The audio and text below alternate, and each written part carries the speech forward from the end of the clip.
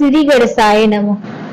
वक्रतुंड महाकाव्य सूर्यकोटि समप्रभ निर्विघ्नं कुरु मे देव सर्वकार्येषु सर्वदा। सुख मिले, समृद्धि मिले, मिले सुख अपार, आपका जीवन सफल हो जब आए गणेश जी आपके द्वार। भगवान श्री गणेश की कृपा बनी रहे आप पर हरदम, हर कार्य में सफलता मिले, जीवन में न आए कोई गम।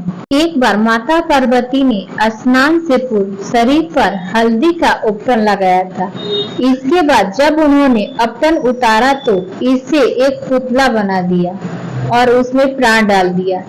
इस तरह भगवान गणेश की उत्पत्ति हुई। एक दिन की बात है, माता घर में अकेली थी और उस वक्त घर में कोई नहीं था गणेश जी के अलावा। माता पार्वती जी को स्नान करने जाना था, इसलिए उन्होंने गणेश जी को बुलाया और कहा, मैं स्नान करने जा रहा हूँ, बिना मेरी अनुमति के तुम किसी को अंदर नहीं आने देना। यह सुनकर बालक गणेश जी ने कहा कि ठीक है माता, मैं आपकी मर्जी के बिना किसी को अंदर नहीं आने दूंगा। ऐसा कहकर गणेश जी दरवाजे के पास जाने लगे। फिर माता पार्वती ने बुलाकर कहा, ऐसे नहीं चलेगा, तुम मुझे वचन दो कि कोई अंदर नहीं आ पाएगा। तभी बालक गणेश ने कहा, ठीक है माँ, मैं वचन देता हूँ कि बिना आपकी मर्जी का किसी को भी अंदर आने की अनुमति नहीं दूंगा। कुछ देर बाद भगवान शिव अपने घर आए थे, माता पार्वती के घर आए थे। क्योंकि बालक गणेश माता पार्वती और भगवान शिव के पुत्र थे, लेकिन इस बात की जानकारी भगवान शिव को भी नहीं थी। जैसे ही भगवान शिव घर के अंदर आने वाले ही थे, तभी बीच रास्ते में गणेश भगवान रोक दिए और गणेश जी ने कहा, भगवान शिव से कहा कि मेरी माता की अनुमति के बिना कोई अंदर नहीं जा पाएगा। यह सुनकर भगवान शिव ने पूछा कि ऐसी क्या बात है जो तुम मुझसे मेरे घर के अंदर जाने से रोक रहे हो। तभी गणेश जी ने कहा कि मेरी माता स्नान करने गई है और मुझे वचन देकर गई है कि मैं किसी को अंदर आने ना दूं। तभी भगवान शिव बहुत ज्यादा क्रोधित हो जाते हैं और वह अपनी त्रिशूल निकालते हैं और गणेश जी का गला काट देते हैं। जैसे ही माता पार्वती स्नान करके बाहर आती है, वह गणेश जी को इस हालत में देखकर हैरान हो जाती है और कहती है कि आपने यह क्या कर दिया, तो हमारा पुत्र है। तभी भगवान शिव ने कहा कि मुझे क्षमा कर दीजिए, मुझे नहीं पता था यह कौन है, यह मुझे अंदर आने से रोक रहा था, इसलिए मुझे गुस्सा आया और मैंने इसका सर काट दिया। तभी माता पार्वती गुस्सा हो गई और कहने लगी कि मेरा पुत्र मुझे वापस कीजिए। इतने में भगवान शिव ने सोचा कि मैं तो इसे दोबारा उसी सर से नहीं जोड़ सकता हूँ, लेकिन अगर तुम कहो तो मैं इसे किसी दूसरे के सर से जोड़कर तुम्हारे बेटे को जिंदा कर सकता हूँ। तभी माता पार्वती ने अपनी सहमति दिखाई और कहा, ठीक है, मेरे पुत्र को जिंदा कीजिए। तभी बगल में खड़े नंदी को भगवान शिव ने कहा कि तुम सीधा जंगल चले जाओ और जंगल में तुम्हें दूसरी जानवर का सर सबसे पहले उस जानवर का सर काट कर लेकर आना। नंदी ने तुरंत जंगल का रुख किया और वह जंगल में जानवरों को ढूंढने के लिए चला गया। जंगल में जाते ही नंदी को सबसे पहली हाथी दिखा। उन्होंने हाथी का सर काटकर अपने साथ ले आया।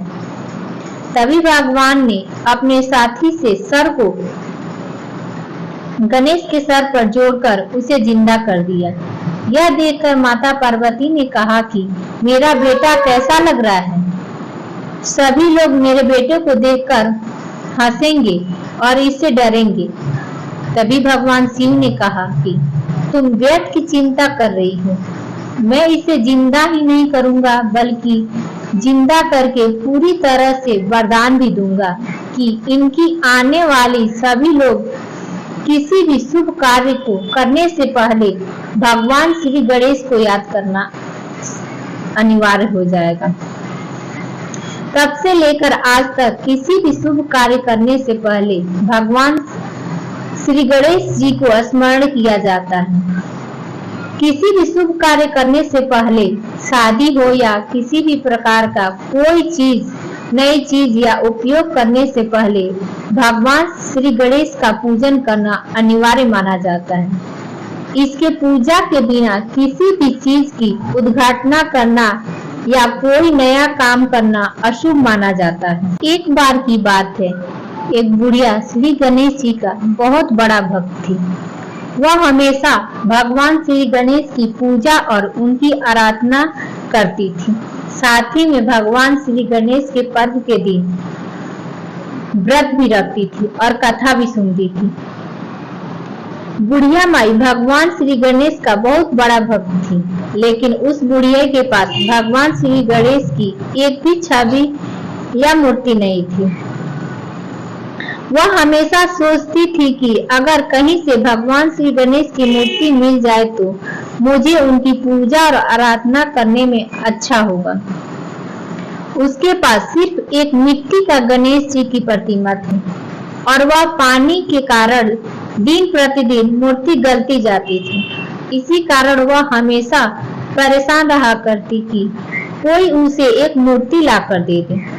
एक दिन की बात है, वह बुढ़िया कहीं जा रही थी तो उन्होंने रास्ते में देखा कि एक मिस्त्री घर की पत्थर को काट काट कर उसकी डिजाइन कर रहा था। तभी उस बुढ़िया ने उस पत्थर से काट रहे मिस्त्री से कहा कि मुझे एक भगवान श्री गणेश की प्रतिमा दे दो, भगवान तुम्हारा भला करेंगे। तभी वह डिजाइनर मिस्त्री कहता है कि जितने देर में मैं तुम्हारी मूर्ति बना लूंगा उतने में मैं एक दीवार खड़ा कर सकता हूँ। मिस्त्री ने कहा कि आप यहाँ से चले जाएं, मेरे पास टाइम नहीं है कि मैं आपको किसी भी प्रकार की मूर्ति बनाऊं। तभी बुढ़िया माई गुस्से से होकर वहां से जाने लगी और वह जाते जाते मिस्त्री को कह गई कि भगवान करे तुम्हारा दीवार टेढ़ा हो जाए। उस समय से लेकर जब भी मिस्त्री दीवार बनाने की कोशिश करता, दीवार टेढ़ी हो जाती थी। आखिर में दीवार तोड़ते तोड़ते शाम हो गई थी। जैसा दोबारा दीवार का काम शुरू किया, दीवार फिर से टेढ़ी हो गई, जिस कारण से मिस्त्री से मालिक ने पूछा कि यह क्या मजरा है, तुम हमेशा दीवार तोड़ क्यों रहे हो। इतने में मिस्त्री ने कहा कि हुजूर, इसमें मेरी कोई गलती नहीं है। कल सुबह हमारे दरवाजे के सामने एक बुढ़िया आई थी और वह भगवान श्री गणेश की मूर्ति बनाने के लिए कह रही थी। मैंने उससे कहा कि अनदेखा कर दिया और उसे यहाँ से भगा दिया था। तभी से बुढ़िया माई जाते जाते यह कह गई कि तुम जब भी दीवार उठाओगे तुम्हारा दिमाग खराब हो जाएगा। तभी उस कॉन्ट्रैक्टर के मालिक ने उस बुढ़िया माई को बुलवाया और कहा कि मैं आपको एक सोने का भगवान श्री गणेश की प्रतिमा देता हूँ। तुम मेरी इस दीवार को सीधा कर दो ताकि मैं अपने काम को आगे बढ़ा सकूं। अगर सही समय पर काम नहीं हुआ तो मेरे पैसे भी नहीं मिलेंगे। यह सुनकर बुढ़िया माई उस दीवार को सही करने के लिए भगवान श्री गणेश की पूजा आराधना किया और एक मूर्ति लेकर वहां से चली गई। जैसे वह बुढ़िया माई जाती है, दीवार का काम शुरू किया जाता है और दीवार फिर से अच्छी बनने लगती है। कर दो हमारे जीवन से दुख दर्दों का नाश, चिंता मत कर दो कृपा, पूर्ण कर दो सबकी काज। गणपति महाराज का नाम लेते ही चिंता मुक्त हो जाओ। सबकी बिगड़ी बनाने वालों की सदा ही जय जयकार हो। गणपति बप्पा मोरिया, मंगल मूर्ति मोरिया।